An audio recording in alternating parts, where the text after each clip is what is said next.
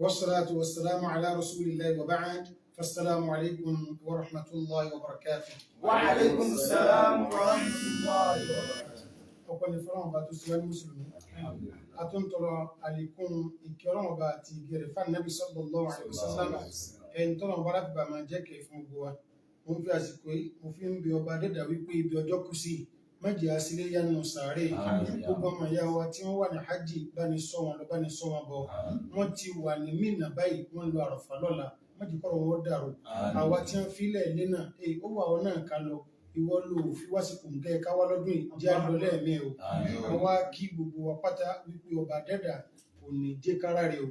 mo kí Mr. Farmer pé ọba dẹ́dà tí ń lóyìn fún dáadáa òní fi ń lẹ̀ gbogbo wa o. ọba dẹ́dà ó ṣe yín ní pé ìdúró sóko tí ń lebi òfin ní pàwọn ará ilé bẹ́ẹ̀ ní sáré láìlẹ́ o Mr. Farmer ìta tó wá bá yín stúdíò lọ́ọ̀yà mi lẹ́nu o kò lè mímọ̀ jẹ́ tí ń fi fún lọ́sẹ̀ nílé o lọ́mọdé ọ̀rọ̀ Mr. Farmer pẹ̀lú ọ̀gá ẹ̀rọ ó wá kí gbogbo àwọn àfáà tí wọ́n ń bẹ bíbá yìí tún kí ẹni tó jẹ́ olówó ẹ̀rọ wa náà. AJ Sport. Yẹ́sẹ̀ ló dákọ̀ iná ọlọ́run tó rọ̀ náà dábọ̀. Jàmáà ìsìláàmù ẹ̀sìn àlàáfíà ni ẹ̀sìn ìdùnnú ni. Ẹnìkan ò lè pọ́n tọ́lọ̀ ń fún ànàbí làkọ́ pọ́nlá kó tún wá ní nǹkan bí ó dùn nínú ọkọ̀ pọ́nlá ni. Iléyá yìí à ń ṣe pẹ̀lẹ́rì ọ̀rọ̀ ń bẹ́ tọrọ bá wá lórí rẹ̀. Ṣùgbọ́n ẹran tá a fẹ́ pata la fẹ́ pa fún jàmáà ẹ̀jẹ̀ àmà a fẹ́ pa fún bá a dẹ́dà. Ó wá ń wò pé bóòlù ń ṣe rí lẹ́mẹ̀ẹ́wá. Yìí tó lọ ń bá fún ọ lágbára. àwọn ẹran tá a bá fẹ́ pa fún léyà jaa min hadithi al-Bara' ibn Azib radiyallahu ta'ala anhu wal hadith marfu fi sunan al-Imam Tirmidhi bi isnadin sahih. ó ń ṣe ọlọ́run jọ kan ó dúró láàrin àwọn sàhábà ìwà ń ṣe ọ̀rọ̀ ìbánisọ̀rọ̀ gbogbogbò ànábì wa ní arba'un la tajuzu fil adhahi nǹkan mẹ́rin náà sì ni gbòǹgbò tá a fi lè pa ẹran iléyà fọlọ́run ọba irú ìran nǹkan tó bá ti ṣe kánú mẹ́rẹ̀ẹ̀rin a lè fi pa iléyà fọba àdẹ́dà ó sì ọlọ́run ní arba'un la tajuzu fil adhahi nínú wáyà mi arba'un la tujzi fil adhahi nǹkan mẹ́rin tó fẹ́ kà lẹ́yìn tó bá ti wà ń bí ara ẹran ẹ má débẹ̀ pẹ́ fẹ́ fi pa fọlọ́run ọba o alákọ̀ọ́kọ́ òun náà ni al-awra al-bayyinu iwaruha gbogbo ẹni tó ju ẹ̀ bá dà tí dídà ń fi lè fojú hàn tẹ̀ǹtì ń wù fi lè mà ẹ má fi pa fọlọ́run ọba ẹ má fi pa léyà bákan náà wal-marida al-bayyinu maraduha gbogbo ẹran tí bá ń sàárẹ̀ táàrẹ̀ rẹ̀ lè fojú hàn sáwọn èèyàn pé ẹran yìí ń sàárẹ̀ ẹ má fi pa léyà bákan náà wal-arja'u al-bayyinu dilaluha bákan náà ẹran tó bá ti mọ̀kún débi pé ẹ̀fọn ààrẹ ìfi ń fara hàn ẹ má pa fọlọ́run ọba o wal-kasiru allati la tunqi àtẹran tó ti hù àti pé tọ́jọ́ pé la tunqi nǹkan hù ó náà ní ká mú ẹran ká fọ́ eegun rẹ̀ ká bá mùdùmùdù ń bẹ̀ kí mùdùmùdù ń gan máa sọ fún wa wípé àlàáfíà ń bẹ lára ẹni tó ní mí tí ẹran bá rù dáàyè kan mùdùmùdù iná ó di nǹkan tí ó rà sínú eegun irú rẹ̀ ẹran tó bá rí báyìí má pa fọlọ́run ọba dẹ́dà tá a bá ti wá kọ́mọ́jẹ̀mú yìí jọ tá a fi pẹ̀rẹ̀ tó tá a wá rẹ̀ tó láàfíà fọba dẹ́dà ilé yẹn wá kọjọ́ méjì ní mẹ́ta nǹkan kan wá sí ẹran méjì ní ìdájọ́ rẹ̀ hadith tó wá lórí rẹ̀ ọjà hadith ọ̀kan náà àwọn sọ̀hábà ọ̀rọ̀ iléyà rẹ̀ lẹ̀ fàjá àdìbò ní ìkókò bá dé ọwọ́ amú àlíyà ẹran yìí ó ní ọwọ́ ibi ìrú ẹran tí ó sì rẹ̀bẹ̀rẹ̀bẹ̀ sọwọ́ sàlẹ̀ ní ìkókò bá mú ibẹ̀ jẹ ẹni bá lọ bá sàṣàrà mi pé eré ànábì báyìí bá lọ́mọ sẹ̀rẹ̀ iléyà ni níbo máa ti arágbára láti lè pa mí òṣèlú nígbà tí èyí ṣe àtọwọ́ rẹ̀ lọ pa fọba dẹ́dà gbogbo tó bá ti ṣe ẹran ṣùgbọ́n àdífì ẹnu kàn pọ̀ lọ́dọ̀ àwọn onímọ̀ o ẹnu kàn jẹ́ àfi súnà ní ṣùgbọ́n tá a bá rẹ̀ wípé méjì rẹ̀ rẹ̀ á pín sí tá a bá ti rẹ̀ rẹ̀ álẹ̀ gbogbo tó bá ṣe tí èyí bá ti ṣàtọwọ́ wa tí èyí sì ṣàtẹ́ẹ̀wọ̀ tí èyí ṣe ń tẹ́lómi náà lè gba àmófi adìpọ̀yọ rẹ̀ ń wo èyí ò ní dáhùn fún àtọ̀dọ̀ ọlọ́run yóò ti wá ṣùgbọ́n gbogbo tó bá jẹ́ wípé èèyàn ló ṣokùnfà bí nǹkan ṣe padà sí ẹran ìnáà sọ wípé ẹ má fún ẹran ilẹ̀ haúsá ní èdè tútù jẹ o ó ní ẹwọ́ jẹ́ ìjọba ìrọ̀lẹ́ ló kú jẹ́ ikú dànù ẹ̀yọ̀ kí nǹkan tó ní jẹ́ yìí ṣe láwùlà sí nínú àwọn ìjọba yẹn ní kàláwùlà ní kàbá tí a sí òkúnlẹ̀ ló ṣe okùnfà náà tọ́ba jò ní yọ wà mí fọlọ́ ọba dídà. ṣé ọlọ́run bá ń kẹ́ nítorí ìjọba àsìkò ìbéèrè kan tún bẹ́ẹ̀ bí wọ́n fi sọ wá sí wa wọ́n ní ṣé ìjẹ́ dandan gan ni ká má jẹun lọ sí ìdí lọ́jọ́ ọdún báyìí wọ́n ní ṣe dandan ni. Alhamdulillah jàmáà ẹja sí bá mi sèse kìí ṣe dandan tá a sọ pé ń bá jẹun lọ yóò jìyà ṣùgbọ́n yóò nù rẹ̀ lóore tí ń bẹ́ẹ̀ bí ẹ ń bá gbọ́ràn pé má jẹun lọ eléyìí náà sì dáa pọ̀ ká tún lọ́wọ́ fẹ́ni tí ọba pẹ̀ràn kó lè jẹ́ pé omi ẹran rẹ̀ ìní ọ̀kọ̀ọ̀kan fi sínú padà bákan náà àwọn tábà ní pẹrẹ náà ká gbìyànjú ká tún ṣe bẹ́ẹ̀ náà ó tó dáa nítorí wípé ẹni tọ́lọ ní a máa pọ́sẹ̀ tọ́jẹ́ bàbá ẹ̀sìn bàbá àgbàgbọ́ ànábì Ibrahim lọ pọ́mọ rẹ̀ tọ́lọ ń wí lẹ́yìn tó ti klọ́ọ̀kì ọdún tó tóbi tí ọ̀ma ní apá kan ní ó ti lé 90 apá kan ní ó ti klọ́ọ̀kì 100 ó tó bí Ismailu ṣùgbọ́n Ọlọ́run ọba tóbi lẹ́yìn ànábì Ibrahim pọ̀ Ọlọ́run wa ní ọ̀dà kí n bá fọ́ ọlọ́mọ nírú èjì tó wà yìí mo fẹ́ wo spéèsì tí mo wà nínú ìsàlẹ̀ ọkàn rẹ̀ sọ́mọ yìí ti gbàbẹ̀ àbí ọ̀gbàbẹ̀ wà lọ́pọ̀ máa ń fún mi ẹ̀dá kò sí dùnú lẹ́yìn ó fi mọ́ bá ń kú lẹ́jọ́ náà lọ́mọ tó ti mọ̀ kẹ́tọ̀ sí téèyàn ò sì bí kan rí tó ti á klọ́ọ̀kì 100 àwọn ànábì Ọlọ́run ànábì ni wọ́n èèmọ̀ ni wọ́n jàmáà eléyìí la rí látọ̀dọ̀ ànábì ìyún náà wà ní ọ̀pọ̀lọpọ̀ ìtọ́lọ̀ sọ fàdàbí wà wípé wattabi' millata thumma awhayna ilayka an ittabi' millata Ibrahim hanifa nígbà tá a sọ̀rọ̀ ànábì Ibrahim fún ànábì tán lọ́tù lọ́sì aṣọ bó ṣe rí sáwọ́ Ọlọ́run ọba aṣọ pé èèmọ̀ ni kúrò nínú àbí tàbí ìrọ̀rọ̀ ó sì Ọlọ́run sọ̀rọ̀ kan pa ànábì Ibrahim jọkan ọwá ní ikhtatana Ibrahim ba'dama atatale 80 sana ànábì Ibrahim ọ̀dà bí ara rẹ̀ lẹ́yìn ìgbà tó ti klọ́ọ̀kì 80 years ọ̀dàbẹ́ tẹ́lẹ̀ Ọlọ́run lọ rí ìdábẹ́ ìyẹn ló fi jẹ́ pé dandan ni fọ́kùnrin láti dábẹ́ tóbi lè sọ̀rọ̀ táwọn sọ bí torí pé nípa ìsìnkú ọlọ́rọ̀ bá ní ṣe ìdí ìtàfíwájú àmọ̀ ní wípé ẹni tí ẹni lọ pọ̀ máa rẹ láti fi wò ó Ọlọ́run ti mọ ibi tó ti fẹ́ fi dán o ọwọ́ Ọlọ́run ọba Khalilu rẹ ni mí ẹni tí a máa ń pè ní Khalilu lẹ́nu tó jẹ́ wípé ẹni tí ń bá a ṣe kò rí nǹkan mi ìròjò ń tọ̀ lọ Khalilu nù nǹkan mi ọ̀rọ̀ yẹ lẹ́mìí rẹ̀ sóńtọ̀ àdúgbò rẹ̀ mi sì ṣe kí ni o jẹ́rìí jẹ̀mí ẹ̀jẹ̀ àfikọ́sí ànábì tí wọ́n wá ní nǹkan dandan ni nǹkan kìí ṣe dandan ṣùgbọ́n dáa ìbọ̀rùn là ń lò ibà ń sa gbogbo ẹjọ́ lọ́dọ̀ lọ́dọ̀ ó sì máa wá yọ̀rọ̀ kàtà tágbára àti ṣe bẹ́ẹ̀ sí wà tọ́lọ̀ òdì ọ̀mọ́lẹ̀ àwọn èèyàn kẹ́tì ń bẹ wọ́n ti sọ fún sẹ́ẹ̀nì kú chief ó lóun fẹ́ kú ẹ máa kí nǹkan bọ̀ nínú 10 minutes èyí ṣe wé èèyàn báwọn kí ló wà lè lọ ọjọ́ kẹsì ní àpè tó wà lè gbà wẹ̀ ẹgbẹ́rì dandan rẹ̀ wá yà ojú pọ̀ ń tọ́ka ní sàárè personal interest ó sì ń rẹ̀ nínú sàárè àìmọ̀ ìrántí tó fi confuse pé intẹ́sì ọba ti pè dandan ẹnu ẹnìkan ọba dandan ṣùgbọ́n tí wọ́n bá ní nǹkan yìí àìrójú rí Ọlọ́run èyí ó sì yọ ọ́ lẹ́nu ẹrú rẹ̀ fa inna qalbal mu'min la yashba min al-khayr tí wọ́n bá ti lẹ́nu mùmìnì rẹ̀ bí wọ́n bá ti ń forè lọ ni ọmọ òbísí ẹni mùmìnì èyí ó bí wọn. ọlọ́run bá ní kẹ́yìn amúgbẹ́ Sheikh wà pẹ̀lú Sheikh Sulaiman Muhammad Awwal Amubieya ọlọ́run wọ láǹtí òfin jọlọ máa bá a dẹ́nu Sheikh sí ọlọ́run bá a lè kẹ́ ọ láwọ̀ à ń gbogbo ayé ló ń gbádùn yìí gbogbo ntẹ́yìn ló fi mọ gbádùn yìí lọ́kọ̀ ara ayé ọlọ́run bá lè ṣe ọlájọ kan sọ ẹ̀ Sheikh kásáré dáhùn béèrè kó béèrè pé mi ò kú lówó ọjà wọ́n ní sí ẹ tó béèrè nígbà tweet èmi gan tuntun òwe ó ní ẹjọ́ náà tí a bá kírun yìí dìgbà gbogbo aláti dúró kí màmú ó fi slọ́tà kí wọ́n fi ju ẹran ìmọ̀mù sì gbọ́dọ̀ nà bí ó kè báyìí pé Allahu Akbar wọ́n ní ṣé dandan ni ká wo ọ̀rọ̀ ọ̀bẹ ni ṣé wọ́n ní ṣé dandan ni á wọ ẹnu ọ̀bẹ àbí tí a bá kírun náà gbọ́dọ̀ ẹ̀mọ́ bá tiẹ̀ lọ. jàmáà ẹran iléyá wa tá à ń pa májẹ̀mú mẹ́rin ní bẹ̀rẹ̀ ẹran iléyá májẹ̀mú àkọ́kọ́ an takuna min bahimatil an'am kẹran iléyá wa kó jẹ́ ọ̀kan nínú bahimatul an'am bahimatul an'am lédè Lárúbáwá nínú èdè wọn gẹ́gẹ́ o ní kullu dawati arba ma ada siba gbogbo ẹranko tó bá ti lè da ọwọ́ mẹ́rin délẹ̀ ọwọ́ méjì wájú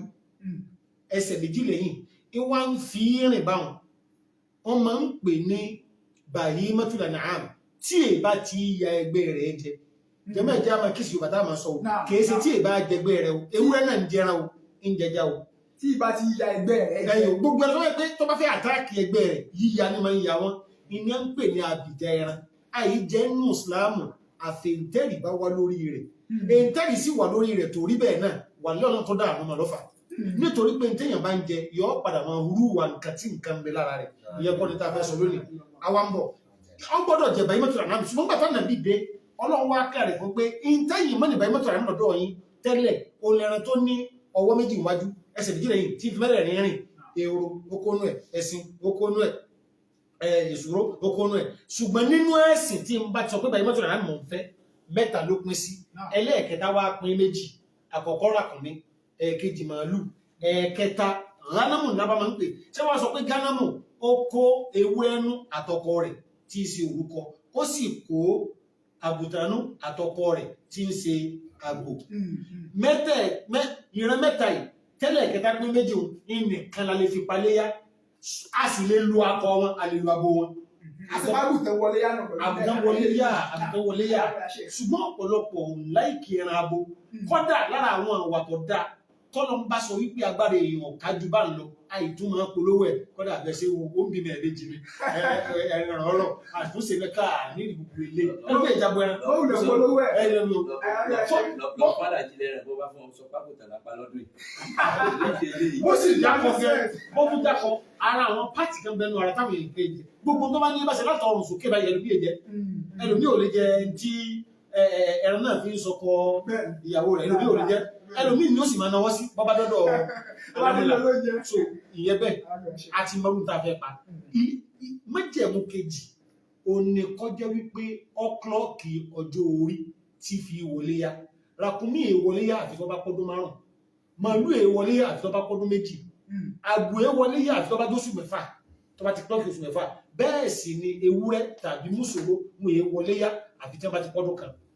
àwọn ń bọ̀ ó di méjì ẹlẹ́ẹ̀kẹta ma as-salamati lábúdà an takuna salimatan aw salimatan min al-uyubi al-mani'a min al-ijza ẹran ìkótó gbọ́ ọgbọ́dọ̀ bọ́ bí àwọn àlébù táyé fi lè lò fọba dẹ́dàmá àti ní mẹ́tẹ̀ẹ̀ta ẹlẹ́ẹ̀kẹta òun náà ní kí pípa rẹ̀ ò bọ́ sásìkò tá a pẹran ẹlẹ́ẹ̀kẹta sọ́rí májẹ̀mú kọ́mọ́lẹ́kùn tá a pẹran yìí nígbò là máa pẹran níjọ́ tánà bí lọ sí ẹ̀jẹ̀ Iléyá ó sì ọlọ́run wá kírun fáwọn èèyàn ó sì wútúbà wọn wá mẹ́ràndé ànàbí pẹ̀rẹ̀ ó sì ọlọ́run wá sọ fún yín pé man shahida salatana hadi ẹ̀ ń bábá ní kírun bá sí kí bákan náà ó tún ọba àdúgbò wútúbà yìí ọ wá rí pé ìmáàmù pa ẹran tán wà dábàá bára lè ìmáàmù ọ wá pẹ̀rẹ̀ nígbà tí ìmáàmù rẹ̀ pẹ̀rẹ̀ tán àkọ́dé àsọ́bà àdúgbòsókà ó ń tàn òun ló ṣe déédéé tọ́lọ̀ ní ká fi sin òun lónìí ẹnìkan bá dìde wọ́n ń pè ní abubuda ní nìyá ó ní àdúsà sálám mo ti rí pé ò ní ọjọ́ ọwọ́jọ́ wọn ó lò ní látàṣùbà kátó bá ti kásùbà tán mo ti pẹ́ràn mi kódà mo tó wá sí dáadáa nàbí o wọ́n ti ń ṣètì àti ìdẹ́lé mo tó wá fáwọn aládùúgbò mo tó ṣe dáadáa mẹ́ mo tó ṣe dáadáa mẹ́ sí mo nílé yá ànàbí ni ṣáàtù ka ṣáàtù láàmì ẹgbẹ̀rẹ̀jẹ́ léyìn ni o kápẹ́ ti léyà kò sí dáadáa lórí eléyìí ó ké àjẹ́ wípé àìmọ̀ ṣùgbọ́n wa ń bọ̀ tó bá lọ rè jẹ́ wípé àwa táwa fẹ́ pa ẹran aró oko ni wá wọ́n èkí yídì lóko ọ̀dọ̀ tiwa wọ́n èkí yídì lóko ọ̀dọ̀ tiwa a wà farabalẹ̀ wípé oko ìgbẹ́ báyìí láwà àfẹ́dàkọ̀ gẹ́gẹ́ wọ́n pè ní ìkan lóko oko báyìí láwà ṣùgbọ́n ibi tó súnmọ́ wa jù tó jẹ́lù ńlá aago 7:30 ìní máàmù tí máa kírun tán wọ́n lè tó fi bí 10 minutes kan wọ́n ti lẹ́tọ̀ àti máa pa ẹran báwọn láti bí tó etí lọ ẹ ń bá wá wà yídì náà tọ́jẹ́ wípé kò dùn kí máàmù òfin pẹ̀rẹ̀ tán lẹ́yìn ìgbà tó kírun tán ṣùgbọ́n lè rẹ̀ sí yídì gan ìmáàmù ó ti pẹ̀rẹ̀ tó ti rí wákàtí 2-3 kọ́kọ́ rí ilé tó rẹ́ pé nǹkan kan ló mú tí òfin gbọ́ túbà tán tí máàmù bá wá pa ẹrẹ̀ wọ́n fẹ́ kọ́ dá wa lójú wípé ẹ ń bá fẹ́ pẹ̀rẹ̀ láfítà àgbà ẹ̀yìn ìmáàmù lọ pẹ̀rẹ̀ o ní wọ́n fi na ọ̀bẹ òkè kò sẹ́ẹ̀lì kan tó sọ pé ká na ọ̀bẹ òkè ṣùgbọ́n láàrin èrò tí a pọ̀ ayé ò lè rí wípé ànábì ti sọ fún wa wípé ẹ ń bá pẹ̀rẹ̀ lẹ́yìn ìgbà tí màmú pẹ̀rẹ̀ tán in ló ṣe tọ́lọ ní a ṣe lónìí fún witness purpose ní káwọn ẹgbẹ́ mọ̀ pé àti pẹ́rán ẹyọ kò sí ẹbọ ní ìsìlámù rọ kò sí àwọn ẹbọ nínú ìsìlámù bákan náà ẹni tí wọ́n máa ń pàyà gbọ́dọ̀ ṣàlàyé àwọn bàbá máa ń pè ní ẹran orí òkìtì ẹni tánì bí ìbára fọba àdẹ́dà tó jẹ́ra léyà àti ẹ̀ òun ló máa ń mú lọ èjì àbí máa ń mẹ́rin lọ èjì ìbéèrè ọgbà wá pé kí ló fà ti fi máa mú lọ nítorí pé ó ń ṣe ọlọ́kàn kẹ́ni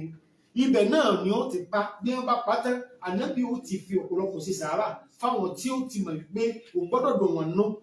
wọn nú eléyìí ni ó fa ìtọ́wọ́nà hadithi Ummi Kurz al-Ka'biyya wal hadith mọ́kànlá fi Sunnah bisnad sahih ó bèèrè ní hajjatul wada òun bọ̀ ọ wá fẹ́ tọrọ ẹran lọ́dọ̀ ó sí ọlọ́run nígbà tí ó dé fortunately ọba nàbí ti sọ̀rọ̀ lọ lórí ìrìn ẹran tá a pa nínú ìsìlámù